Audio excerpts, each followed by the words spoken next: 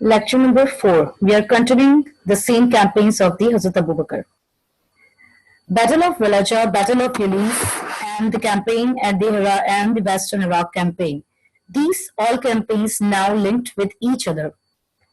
The commander is the Khalid bin Walid and results of the wars that Muslims were victorious. Now we are just understanding the reasons or the occurrences that happened in these wars. After the battle at the Mazar, the Persian emperor sent two more armies to fight for the Muslims. They also crossed the river Euphrates or Euphrates and they camped at the Walaja. That's why this battle is known as the Battle of Walaja. It was the third consecutive victory for the Khalid bin Walid. Persians, which considered to be a supreme power, were unable to cope.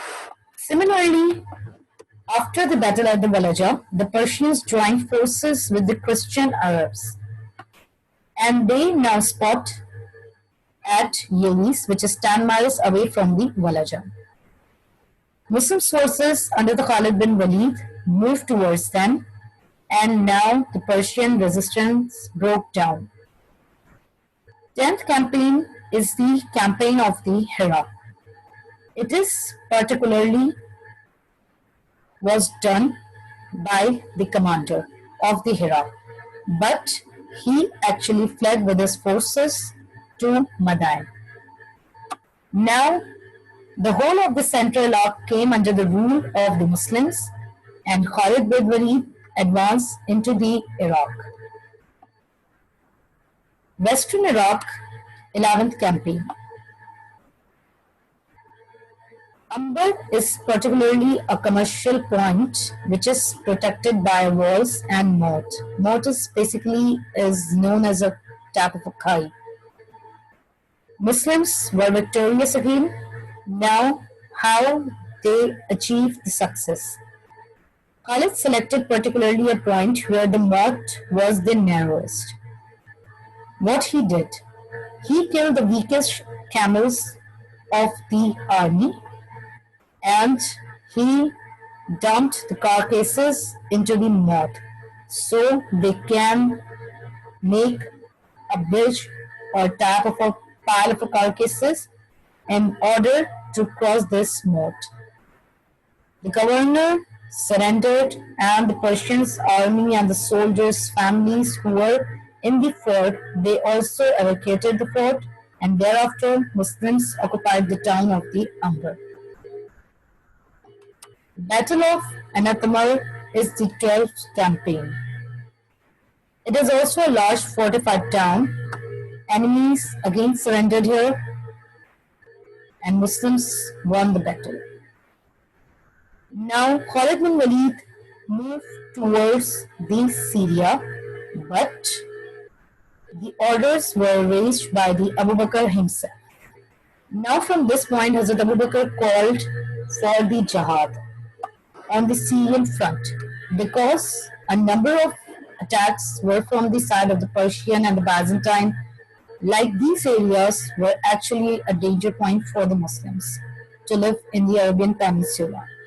That's why Abu Bakr had to call jihad on the Syrian front. He prepared a large army for this purpose, like he had 4 corps, each with around 7,000 men. Khalid bin Walid also joined him with the 9,000 men. Other 4 commanders that was designated by the Abu Bakr, Hazrat Amr bin As, Abu Sufyan, Shurabil, and Abu Ubaidah bin Jarrah. Soon Khalid bin Walid reaching the or on the way to the Syria, he has some skirmishes and Muslims were also successful here. On the way to the Syria, Muslims had a fight at the Basra. That was the 14th campaign. Khalid directed to Basra instead of moving towards the Damascus. Why? Because he had the information that 4,000 Muslims under the command of the Shurabil were fighting at Basra. So Khalid bin Walid reached over there and he also asked Abu Ubaidah bin Jarrah to join in. Now, the two armies of the Muslims and the Byzantines faced each other. Before fighting, Khalid bin Walid also offered Islam to the commander. His name was the Romanus. Instead of the fighting, the Byzantine emperor, they had actually entered the city with the help of the Romanus. The Byzantines were killed in large numbers and survivors laid down their arms.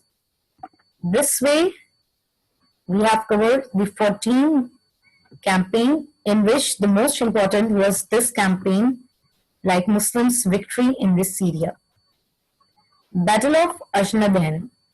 After the defeat at the Basra, the Byzantine Emperor Heraclius vowed and he ordered a large force at the Ajnadain. It is actually the west part of the Jerusalem. Khalid bin Walid also ordered all the Muslims who have entered into the Syria, like around 40,000 men, to join in for this army. Now all the commanders and the Muslim armies were present in this battle. The death of the Byzantine commander, due to which Byzantine lost this war. Byzantine army fled from the battlefield and they were also killed in the large numbers. Afterwards, this army moved towards the siege of the Damascus. They set to Damascus, which was the major area that had to be captured by the Muslims. Many Byzantine soldiers were also killed over here. But the important point we need to understand at this stage, that Muslim army, when they laid siege to Damascus, it was the 21st of the August, 634 AD. This campaign, or the result you may see, is the withdrawal or the campaign left incomplete. Because on the 23rd of August, 634 AD, Muslims army were informed that their first caliphate is passed away. Soon after the death of the Caliph Abu Bakr, or when they got to know about his death, this campaign was left incomplete. So the Damascus was actually conquered by the Hazrat Umar Radiyallahu Anhu.